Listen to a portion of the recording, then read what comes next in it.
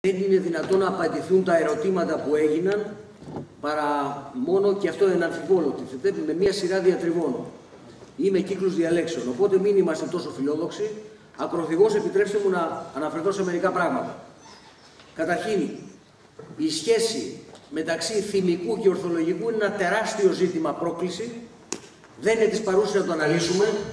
Εκείνο το οποίο αδιαμφισβήτητα λαμβάνει η χώρα είναι το γεγονός ότι χωρίς ενεργοποίηση του συνόλου των δυνάμεων της προσωπικότητας, ψυχικών και σωματικών, στην επιτέλεση ενός στόχου, σκοπού, καθήκοντος, προκειμένου ερευνητικού, δεν επιτυχάνεται τίποτα. Όπως έλεγε ο πατέρας του ορθολογισμού, του διαλεκτικού ορθολογισμού, ο Χέγκελ, ιδεοκράτης, δεν θα μπορούσε κανείς να τον κατηγορήσει για μη ορθολογική, μη ψύχρεμη στάση. Δεν υπάρχει αναζήτηση της αλήθειας και έρευνα χωρίς πάθος. Το θέμα είναι τι είδους πάθος. Υπάρχει πάθος το οποίο είναι μια παρόρμηση σε επίπεδο και μόνο θυμικού, που μπορεί να οδηγήσει σε ανορθολογικές, ναρκισσιστικές αμετροειδίες, και υπάρχει το πάθος της συνειδητής ορθολογικής στάθμισης. Εμάς μας ενδιαφέρει το δεύτερο, και εμάς μας ενδιαφέρει μια υπέρβαση διαλεκτική της αντίληψης του εμπειρισμού και του θετικισμού που εμφυλοχωρεί στις επιστήμες και στις κοινωνικές επιστήμες πολύ συχνά, η οποία εκφράζεται πολύ συχνά με το εξής παράδοξο. Μπορούμε να ακούσουμε φερειπίν ότι στο Μάρξ έχουμε το κεφάλαιο όπου έχουμε λεκτική αναφορά σε κάποια πράγματα και καλούμαστε εμείς να δώσουμε τα μαθηματικά μοντέλα, τους αλγόριθμους, τις όποιες προσομοιώσεις, για να έχουμε τη λογική απόδειξη. Πίσω από αυτή την αντίληψη βαθιά θετικιστική κρύβεται μία ολόκληρη αστική, επιτρέψτε μου να πω, θεώρηση των πραγμάτων. Είναι θετικισμός το να μην δέχεσαι άλλη πραγματικότητα από την άμεση εμπειρική κατάδειξη γεγονότων, και αυτό το συζητάμε πώς, και να μην δέχεσαι άλλη αλήθεια παρά μόνο αυτή που με κανόνες συμπερασμού από ένα τυπικολογικό σύστημα αξιωματικού τύπου μπορεί να συναγάγονται. Έτσι. Είναι όμως τεράστιο αυτό το ζήτημα, φιλοσοφικό, μεθοδολογικό, δεν θέλω να επεκταθώ σε αυτό. Υπάρχουν κείμενα πάνω σε αυτό που έχω κάποια σημεία συμβολή και εγώ. Δείτε παραδείγματος χάρη τη μεθοδολογία του οργανικού όλου, πέραν του διπόλου ποιοτικών και ποσοτικών προσεγγίσεων. Είναι, νομίζω, πάνω σε αυτό το θέμα εξετάζει αρκετά ζητήματα.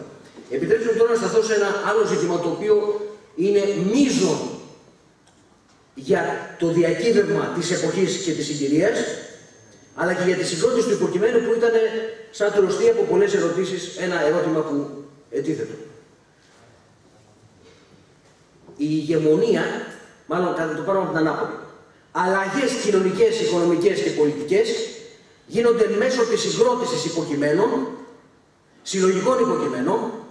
Η συγκρότηση συλλογικών υποκειμένων γίνεται μέσω θεωρίας και ιδεολογίας, δηλαδή θεωρίας που γίνεται οδηγός για δράση, όχι με την έννοια της ψευδούς συνείδησης. Άρα απαιτείται εδώ, εκ των ουκάνεφορος, είναι η παραγωγή πραγματικής επιστήμης, πραγματικής θεωρίας. Θεωρητικό και εμπειρικό κομμάτι, αλλά επιστημονική διάγνωση της πραγματικότητας. Η επιστήμη τρία πράγματα κάνει. Περιγράφει αντικειμενικά αυτό που υπάρχει, εξηγεί το γιατί και το πώς υπάρχει αυτό που υπάρχει, και τρίτον, βάσει των δύο προαναφερθέντων, χαράσει ένα φάσμα δυνατοτήτων και ρωτή με λιγενέστε με τα λόγου γνώσεως, άρα προς τα πού να πορευτεί το υποκείμενο, για τη βέλτιστη απεμπλοκή από εμπλοκή σε προβληματικές και ενίοτε ανυπέρνητες καταστάσεις. Αυτός είναι ο ρόλος της επιστήμης. Έτσι.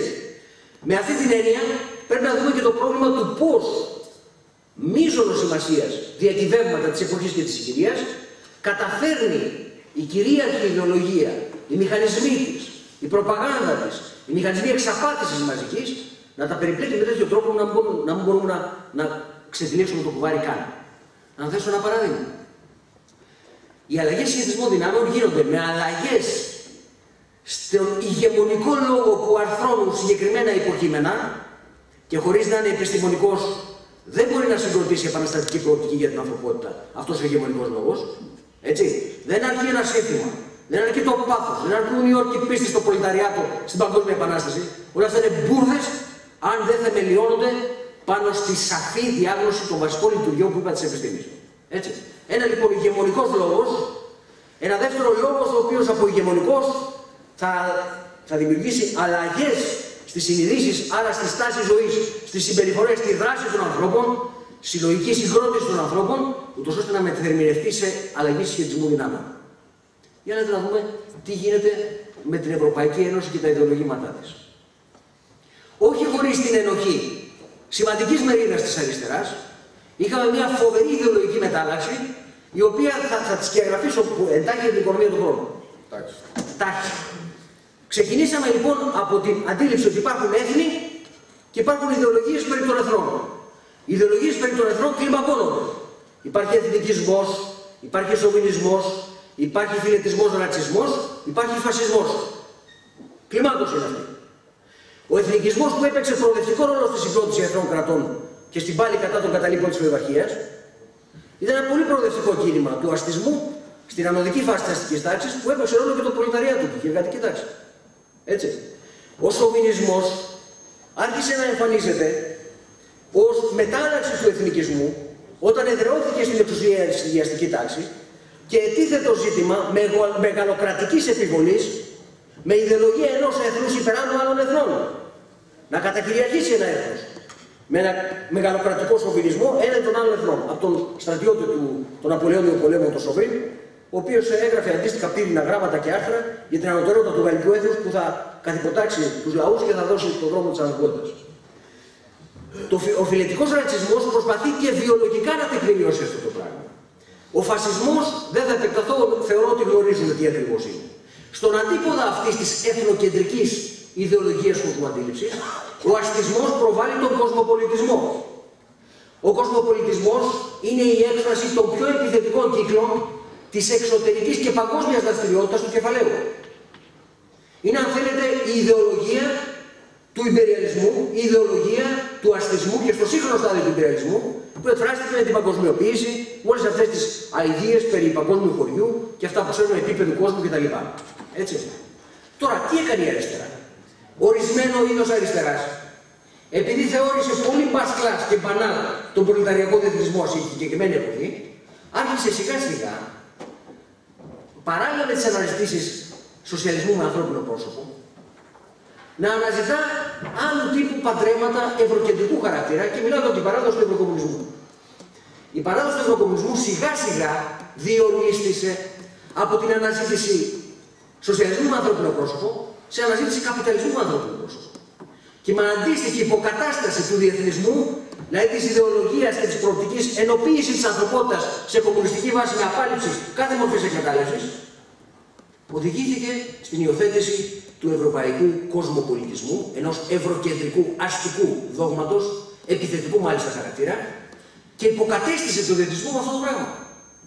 Με αποτέλεσμα σήμερα, αξιοποιώντας αυτή τη διολίσθηση, κατρακύλα της αριστεράς, οι ιδεολογικοί μηχανισμοί της αστικής τάξης της Ευρώπης να παίζουν μονότερμα και να προσπαθούν να παρουσιάσουν ως εθνοκεντρισμό οπισθοδρομικού χαρακτήρα οποιαδήποτε εναλλακτικού τύπου συγκρότηση. Ποιος σας είπε ότι είμαστε αντιευρωπαϊστές? Ποιος είπα κάτι τέτοιο? Μιλάω στον όνομα της ενοποίησης της ανθρωπότητας. Όχι ένα σκάλωμα στον ευρωκεντρισμό και μάλιστα αστικού υπερελιστικού τύπου. Μιλάμε για τελείως διαφορετικά πράγματα. Μην τρελαθούμε δηλαδή. Αυτή η υποκατάσταση πρέπει να τελειώνει και να εξηγήσουμε ότι η ενότητα της Ευρώπης, της περιφέρειας, οποιασδήποτε ζώνης και του κόσμου στο σύνολό του, σε καπιταλιστική, υπεριαλιστική βάση είναι ανέφικτη. Γιατί είναι ανέφικτη? Διότι εκ θεμελίων έχει το στοιχείο της εκμετάλλευσης, της ανισομέρειας, της πολλαπλασιαστικής χρήσης της ανισομέρειας και ούτω καθεξής. Για κανένα άλλο. Ενοποίηση της ανθρωπότητας χωρίς επαναστατική πορεία προς αποδέσμευση από κάθε δεσμά εκμετάλλευσης δεν μπορεί να υπάρξει. Αυτό απλώς είπα. Δεν είπα που δεν είναι λόγο. Ο διεθνισμός των επαναστατών εδράζεται σε ένα υγιή πατριωτισμό, κλείνω με αυτό, υγιή πατριωτισμό, τον οποίο πατριωτισμό ορισμένου τύπου αριστερά, κοινοβουλευτική και εξοκοινοβουλευτική, έχει κάνει την ανοησία, επιτρέψτε μου επίοικος τον όρο, να τον εκχωρήσει στο φασισταριό. Έχουμε παραδώσει σε αυτόν τον τόπο. Το αντάρτικο που λέει θέλουμε ελεύθερη εμείς πατρίδα και πανανθρώπινη τη ελευθεριά, Είναι πατριωτικό και διεθνιστικό ταυτόχρονα. Πονάω το γείτονά μου, την ιδιαίτερη πατρίδα μου, την πατρίδα μου, όχι γιατί έχει βαρδινογιάννηδες, κόκαλιδες, μποβολέους και πάει λέγοντας, αλλά γιατί μαζί πονάμε και έχουμε κοινά προβλήματα ως λαός, ως εργαζόμενοι, ως καταπιεζόμενοι. Και μαζί θα παλέψουμε στο μετερίζει το δικό μας και ταυτόχρονα στο παγκόσμιο μετερίζει, γιατί χωρίς διεθνιστική απεύθυνση και χωρίς διεθνή ολοκλήρωση, αξιοποιώντας τις ενδοϊμπεριαλιστικές αντιθέσεις, καμία προοπτική κρατικο-καπιταλιστικού, ενδιάμεσου, μεταβατικού ή σοσιαλιστικού χαρακτήρα δεν μπορεί να λάβει χώρα. Μην τρελαθούμε. Έτσι. Κλείνοντας, επιτρέψτε μου να πω ότι η αντίληψη, τα λέω αυτά και με αφορμή την παρέμβαση του Σπύρου, αλλά και με άλλες παρεμβάσεις που έγιναν, η αντίληψη περί υπερυμπεριαλισμού, περί ενός μονοπωλίου και ούτω καθεξής είναι ανεδαφική και η κριτική του Λένιν εδώ απέναντι στον καλτσικισμό είναι απαράμιλη, κλασική. Δεν το συζητάμε. Έτσι. Δεν μπορεί να υπάρξει ένα και μόνο μονοπωλίο, ένας πολυεθνικός όμιλος που θα μας απαγορεύσει τα πάντα. Ακριβώς γιατί ο ανταγωνισμός είναι στοιχείο. Και ακριβώς διότι οι αντιθέσεις είναι ενδογενείς σε αυτό το σύστημα. Και επιτρέψτε μου μια μικρή αναφορά σε αυτά που είπε ο συνάδελφος ο Μαριόλης. Είναι τεράστιο το ζήτημα της κοινωνικοποίησης της παραγωγής, τεχνολογική συνιστόσα της οποίας είναι η κλιμάκωση της αυτοματοποίησης σε διάφορα επίπεδα.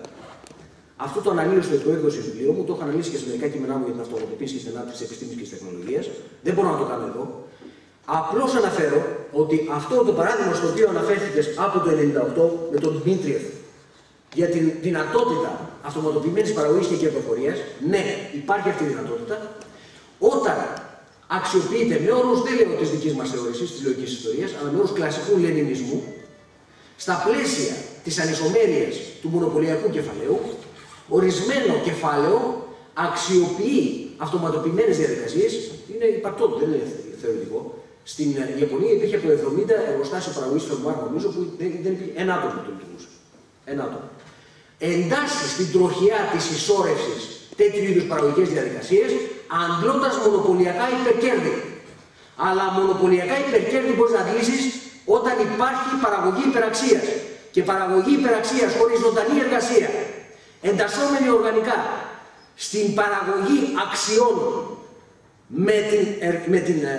με την αξιοποίηση του κεφαλαίου, δεν μπορεί να υπάρξει. Απλώς, δηλαδή, αν αρνηθούμε την εργασιακή θεωρία της αξίας, περνάμε σε απολογητικά, καθαρά αστικά ιδεολογήματα που είναι και αντιεπιστημονικά. Δεν είναι παρούσε να το αναλύσουμε. Εγώ όμως μίλησα για διαφορετικού τύπου αυτοματοποίηση. Αυτό είναι ξεχωριστό θέμα και απαιτεί ενοποίηση της ανθρωπότητας.